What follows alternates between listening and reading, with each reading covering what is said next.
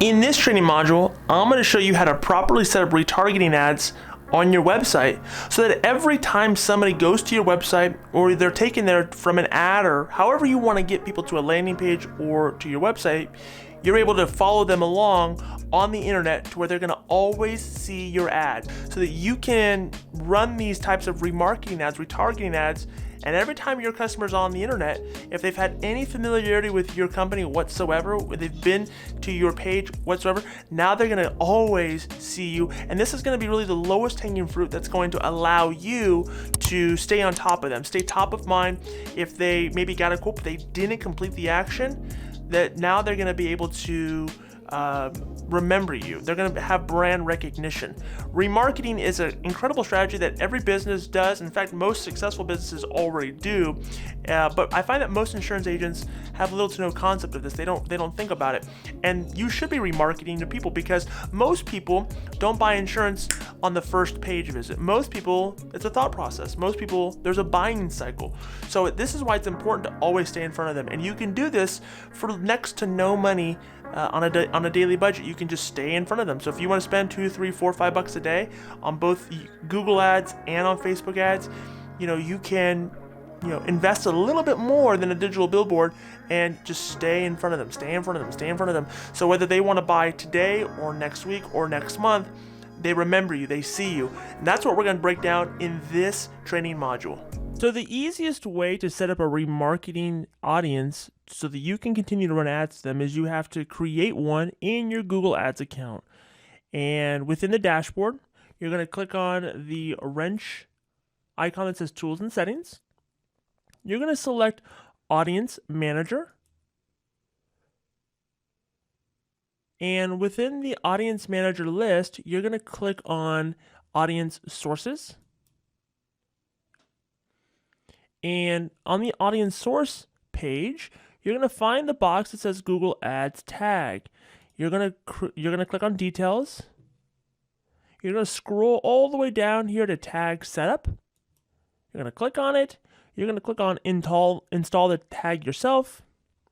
And down below is your global site tag. Your global site tag is the equivalent of your Facebook pixel. This is essentially your Google pixel.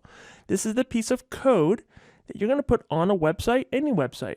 And as long as that code is there, you can send a signal back to your Google Ads account to create and segment an audience based on those clicks and those page views. So I'm going to copy this, and I'm going to copy this. And whatever you're using for a landing page or a website, you're going to install that on the header of your page. So without getting into too much detail and being lost in the weeds, every web page or landing page software has the ability to put in a tracking pixel or code.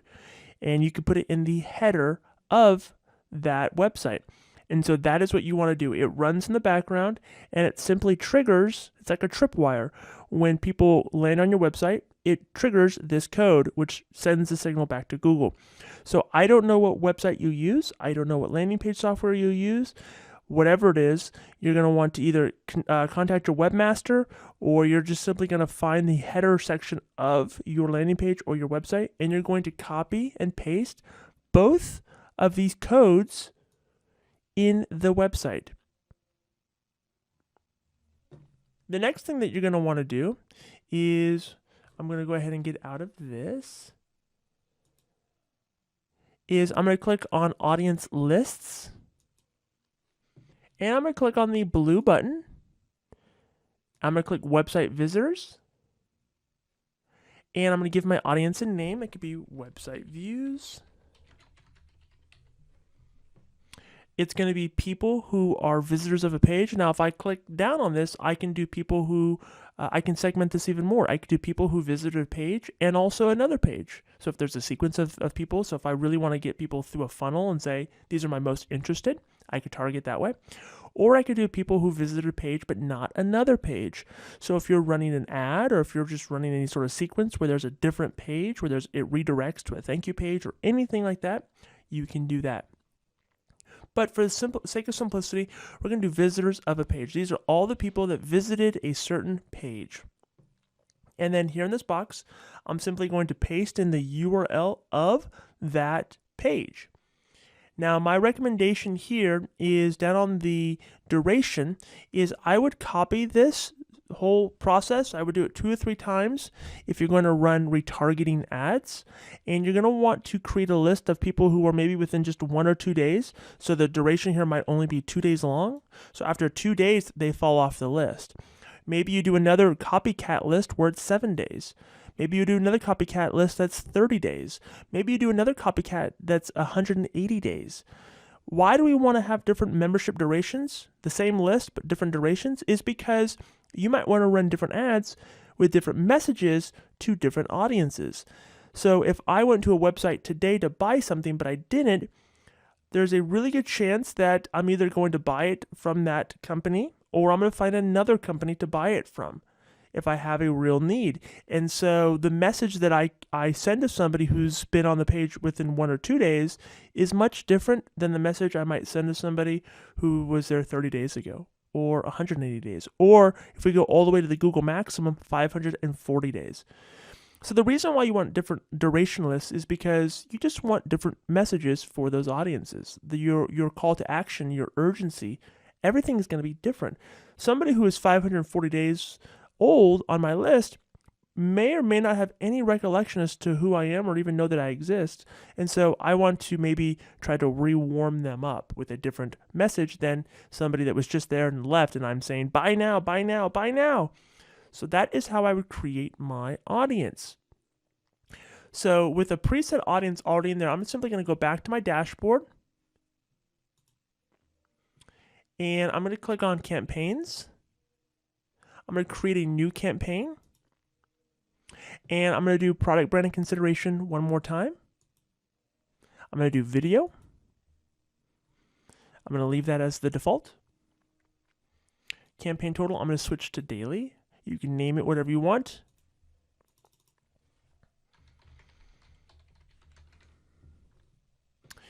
Networks, I'm going to just run this on YouTube.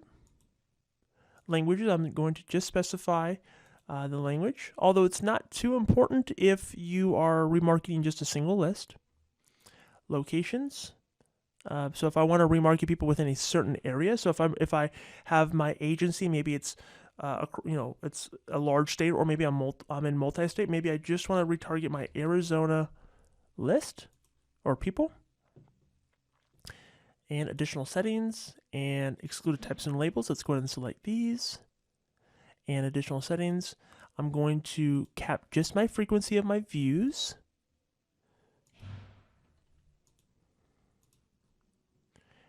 I'm going to leave that alone. In my audience section is where I'm going to select my remarketing list. I'm going to go to browse. My website visitors. And I would do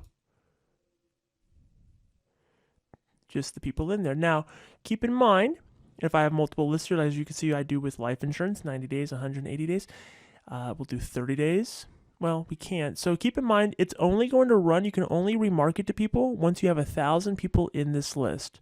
So as you can see here, I have 2,300. I can only do it to people who have, and I can just do this list if I wanted to. People who are in the list when the list has 1,000 people in it. And then I'm going to select my bid. For remarketing, I want to be really aggressive on this. I want to make sure that they're seeing my ad. So I'm going to do a higher budget.